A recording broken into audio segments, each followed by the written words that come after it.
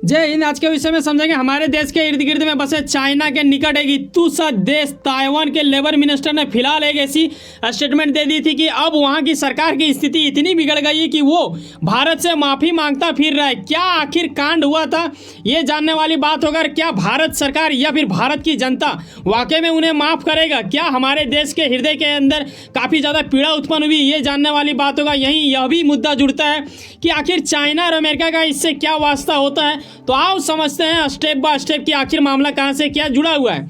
पर बताना चाहूँगा कि किसी भी मैटर को समझने से पहले उससे जुड़ी वास्तविकता की निकट वाले बातें भी हमें समझना होगा।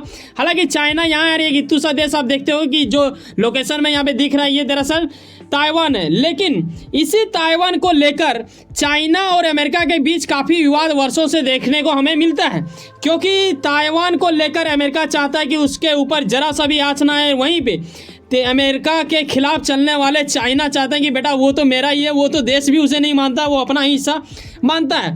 और कई गुना संभावना यह है कि अमेरिका का दुश्मन चाइना कई जल्दी ये ना कर दे कि भाई साहब इसके ऊपर अटैक करे और ये घमासान युद्ध देखने को मिल सकता है।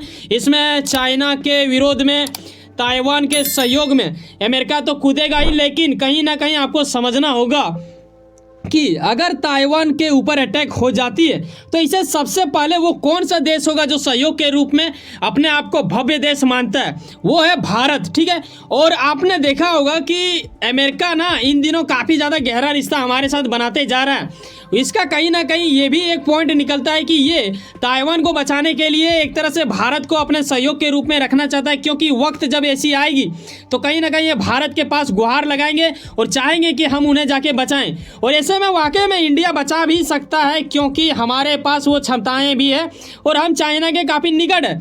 लेकिन सवाल ये आपके मन में आना चाहिए, ये मैंने क्यों बताया, इसका मुद्दा यही है कि भाई साहब इन दिनों ताइवान कुछ ऐसा कर दिया है मानो वो इंडिया से पंगा लेना चाह रहा है।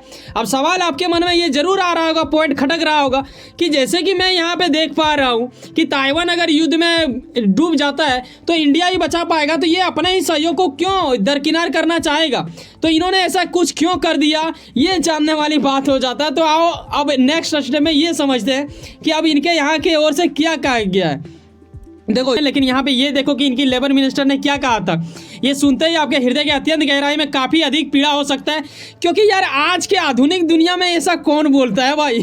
इन्होंने ये कहा कि भारत के उत्तर और पूर्व क्षेत्र में जो लोग रह रहे हैं उसमें से ईसाई क्षेत्र, ठीक है, यानी जो ईसाई धर्म मानने वाला है वो लोगों को ये श्रमिक के रूप में, यानी जो काम करने वाले लोगों को ये मांग रहे हैं, या फिर भारत से जो वहाँ पे भेजा जाएगा ये उन्हीं लोगों को एक्सेप्ट करेगी और उन्हें लेगा। यानी यहाँ पे डायरेक्ट इन्होंने शकल और खान पान का भी बात कर दिया जो कि ताइवान से मैच करता हो। ऐसा इन्हें लगता है कि ऐसा अगर कुछ रहेगा तब हम उन्हीं लोगों को लेंगे। कहने का यार सरल भाषा में ये है भाई साहब, वो है गोरा चिकना, तो वो चाहेगा कि इंडिया का जो लेबर आए वो भी गोरा हो, यानी इसे डार्क अगर मिल जाए तो ये शायद पसंद नहीं करेंगे। ऐसा ये कह रही थी ये जो महिला को आप देख रहे हो ना, यही वहाँ के लेबर मिनिस्टर है।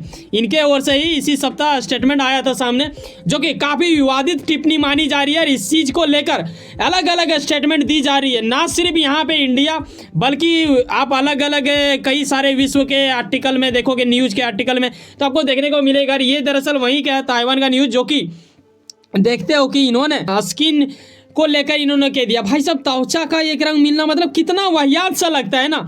इस चीज़ को लेकर आपको समझना होगा कि ताइवान खुद एक ईसाई क्षेत्र से नहीं आता है, ठीक है, पूरा तरह से वहाँ पे ईसाई मानने वाले लोग नहीं रहते, उसके बावजूद भी इसे इंडिया का लेबर चाहिए, वो भी ईसाई। गजब, मतलब क्या सोच के इन्होंने किया। और ये मैं बता दूं कि इंडिया का बेटा विश्व लेवल में इतनी पहचान हो चुकी है ना कि आप यूएई जैसे देशों में आपने देखा होगा, बीते कुछ सप्ताह पहले पीएम मोदी जाके वहाँ पे एक भव्य मंदिर का उद्घाटन किया, जबकि यूएई एक इस्लामिक कंट्री है। तो वो तो हमारे देश के लोग वहाँ पे जाते हैं, वो लोग नहीं बोलते हैं कि बेटा नहीं हमारे यहाँ पे जो इंडिया से लोग आएंगे वो इस्लामिक रहेगा तभी जाके यहाँ पे लाएंगे हम लोग। तो ऐसा इन लोगों ने कभी नहीं बोला, लेकिन ताइवान ने देखो ऐसा बोल दिया। यार काफ़ी पीड़ा वाली बात है। और यह भी जानने वाली बात होगा, वास्तविकता के निकट में हम आपको लेके चलते हैं भाई साहब। विश्व के टॉप 5 कंट्रियों में से अगर देखा जाए ना तो इंडिया वो भव्य देश है जहां से सबसे अधिक लोग अपने काबिलियत के अनुसार अलग अलग पद में विश्व के अलग अलग देशों में कार्य करते मिल जाएंगे आपको। और कई सारे ऐसे भी लोग हैं जो कि एक अच्छा खासा पोजीशन में है, ठीक है। गूगल में भी आपने देखा होगा कई बार, मैं नहीं चाहता कि उन लोगों का जिक्र करना, लेकिन उतना आप समझदार होंगे तो कभी भी किसी देश ने हमारे साथ रंग भेदभाव धर्म की शर्तें नहीं रखी काम करने के लिए। लेकिन इस बार ताइवान ने कुछ हदें पार कर दी। हालांकि अब स्थितियां काफ़ी बेहतर करने की प्रयास की जा रही है। क्यों की जा रही है ये जानने वाली बात होगा, क्योंकि इंडिया एक भव्य देश है। पीएम मोदी का ही अगर मैं बात करूं तो भाई साहब इन्हें साउथ ग्लोबल लीडर के रूप में भी देखा जाता है। कई सारे विश्व लेवल के नेता इन्हें काफ़ी ज़्यादा, एक आपने देखा होगा ना, पापुआ न्यू गिनी गए थे तो वहाँ पे इनका चरण छू लिया था। ऑस्ट्रेलिया गए थे तो मोदी द बॉस बोला गया था। ये सिर्फ उन्हें नहीं बोला जाता है, दरअसल भारत को बोला जाता है। तो भारत एक वैसा देश बन चुकी है। दरअसल हुआ ही क्या था, पिछले माह में एक ताइवान के साथ हमारा समझौता हुआ। उस समझौते में यह बात रखी गई कि भाई साहब हमारे देश के कुछ लोग वहाँ पे कार्य करने जाएंगे, और ताइवान ने इस चीज़ को माना और ताइवान वाले ने ही बोला कि हमारे यहाँ पे अलग अलग क्षेत्रों में वो लोग कार्य करेंगे। यही वजह है कि अब यहाँ से लोगों को बुलाया जाता है और वो लोग जाते हैं। लेकिन उससे पहले कुछ ऐसा कर दिया। ये बात चाइना को भी उतना पसंद नहीं आता, क्योंकि चाइना ताइवान को देश मानता ही नहीं है। और ये तो इंडिया को भी कहते हैं कि बेटा आप लोग क्यों मान रहे हो ऐसा करके। इंडिया भी उतना कुछ इंटरेस्ट को देश मानने में नहीं लगाता है, लेकिन फिर भी एक तरह से वास्ता जोड़ के रखता है, क्योंकि फायदा हमारा भी है। लेकिन अब स्थिति क्यों संभालने की प्रयास की जा रही है ये जरा सा देख लो। वहाँ की लेबर मिनिस्टर की ओर से जो भी कांड किया गया, जो विवादित टिप्पणी थी, ठीक है, नस्ल को लेकर, ये मतलब रंग वंग को लेकर, धर्म को लेकर, अब क्या हो रही कि वहाँ के सरकार की ओर से, यानी वहाँ के जो विदेश मंत्री है उनके ओर से इंडिया से माफ़ी मांगा जा रहा है। ठीक है, अब सवाल ये है कि इंडिया इसे माफ़ करेगा। क्या आपको लगता है कि हमें इनको माफ़ कर देना चाहिए? क्योंकि अगर आज ये कुछ ऐसा कहते हैं, कल जाके कोई और देश कहेगा। हालांकि इन्होंने बड़े ही जल्दी माफ़ी मांग लिया, तो ये एक अच्छी बात होगा। और आपको ये भी समझना चाहिए, ये आर्टिकल के माध्यम से स्पष्ट देख रहे हो ना, इस आर्टिकल के माध्यम से यहाँ पे ये डायरेक्टली ये माफ़ी मांगता दिख रहा है। ठीक है, लेकिन अगर मान लो जयशंकर जी की ओर से स्टेटमेंट दे दी जाती तो कितना ये मुद्दा हाईलाइट हो जाता, ये जानने वाली बात होती। लेकिन चलो पहले से ही माफ़ी मांग रहा है, लेकिन देखने वाली बात होगा कि भारत सरकार की ओर से कुछ कहीं बोल ना दिया जाए। लेकिन मुझे लगता है कि सरकार समझेगी, नहीं बोलेगी, क्योंकि देखो वहाँ की सरकार जब गलतियाँ अपना मान रहा है और माफ़ी मांगता फिर रहा है, तो कहीं ना कहीं इंसानियत के नाते हमें भी माफ़ करना चाहिए।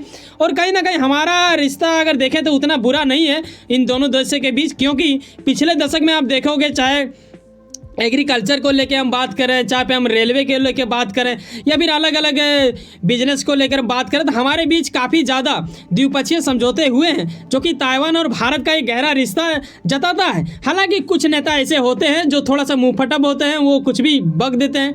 वैसा ही कुछ उन्होंने बक दिया, जो कि अब वहाँ की सरकार सुधार रही है, माफ़ी मांग रही है, तो एक अच्छी बात है।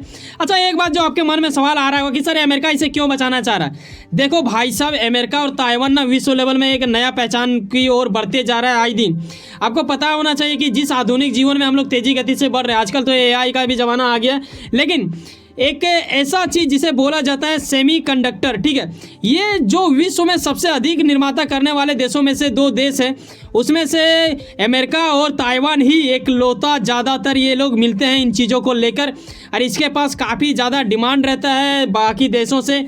तो कहीं ना कहीं हर वो देश चाहता है कि इसके ऊपर चाइना अटैक ना कर दे, क्योंकि चाइना अगर इसके ऊपर अटैक करेगा, उसके बाद चाइना इन चीज़ों के ऊपर कब्जा करेगा। और आपको पता होना चाहिए कि भाई साहब, जब चाइना आता है यार, तो वो तो पाकिस्तान जैसे देशों को तो कुचलता ही है, लेकिन बड़े बड़े देशों को भी कुचलने की प्रयास करेगा, तो पूरा विश्व में वो कहीं ना कहीं अपना एक कब्जा कर लेगा। तो ये भी कहीं ना कहीं डर सताता है।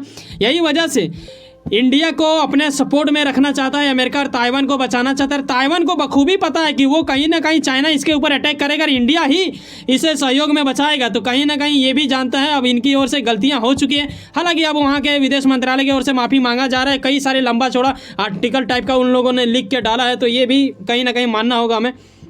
अब देखने वाली बात होगा कि आप अपनी राय क्या देना चाहोगे, आप मानोगे या नहीं मानोगे, क्योंकि कई लोगों को बुरा लग जाता है कि आपने नक्स मतलब ये कैसे कह दिया कि हमारा सगल वगल धर्म नहीं मिलता है आपसे।